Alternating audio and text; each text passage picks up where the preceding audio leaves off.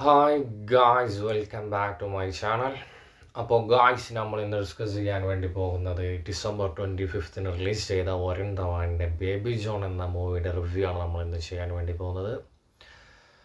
ഒരുപാട് negative respond ആയിരുന്നു ഈ പടത്തിന് വന്നിട്ടുണ്ടായിരുന്നത്. യാതൊരുവിധ എക്സ്പെക്റ്റേഷനോ കാര്യങ്ങളോ ഇല്ലാതെയാണ് ഞാൻ ഈ പടത്തിന് പോയത്. പോകാനുള്ള മെയിൻ റീസൺ സൽമാൻ ജി ഉള്ളത് കൊണ്ട് മാത്രമാണ് ഞാൻ ഈ പടത്തിന് പോകാനുള്ള കാരണം.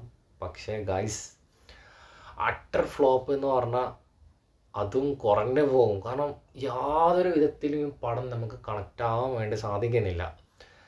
വേറൊരു കാര്യം എടുത്തു പറയാനുള്ളത്, 2016 തളപതി വിജയുടെ ഹിറ്റായ പടമാണ് തെറി എന്നുള്ളത്. കണ്ടവർക്ക് മനസ്സിലാവും. അപ്പോൾ ആ ഒരു സ്റ്റോറി തന്നെയാണ് ഈ ഒരു പടത്തിലേക്ക് ആഡ് ചെയ്തിട്ടുണ്ടായിരുന്നത്. പക്ഷേ വേറെ മെയിൻ അത്രയും ഫ്ലോപ്പ് ആവാനുള്ള മെയിൻ റീസൺ എന്താണെന്ന് വെച്ചാൽ, തളപതി വിജയ് ചെയ്തു വെച്ച ആ ഒരു ക്യാരക്ടർ യാതൊരു വിധത്തിലും ക്യാച്ചപ്പ് ചെയ്യാൻ വേണ്ടിയിട്ട് വരുൺ ധവാന് സാധിക്കുന്നില്ല. അതാണ് ഈ പടം ഇത്രയും ഫ്ലോപ്പ് ആവാനുള്ള കാരണം.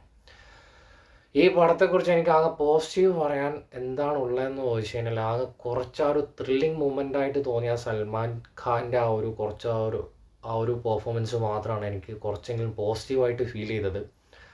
സൽമാൻ ഖാൻ കൂടി ഈ പടത്തിൽ ഇല്ലായിരുന്നെങ്കിൽ ചിലപ്പോൾ വന്ന ആ ഒരു സമയത്ത് തന്നെ പടം, കാരണം നമുക്കെല്ലാവർക്കും അറിയാം, ബേബി ജോൺ റീപ്ലേസ് ചെയ്തിട്ടാണ് ആ ഒരു സ്പേസിലേക്ക് മാർക്കോ റിലീസ് ചെയ്തത്. കാരണം 30 സ്ക്രീനിലാണ് ഓൾറെഡി മാർക്കോ ഉണ്ടായിരുന്നത്.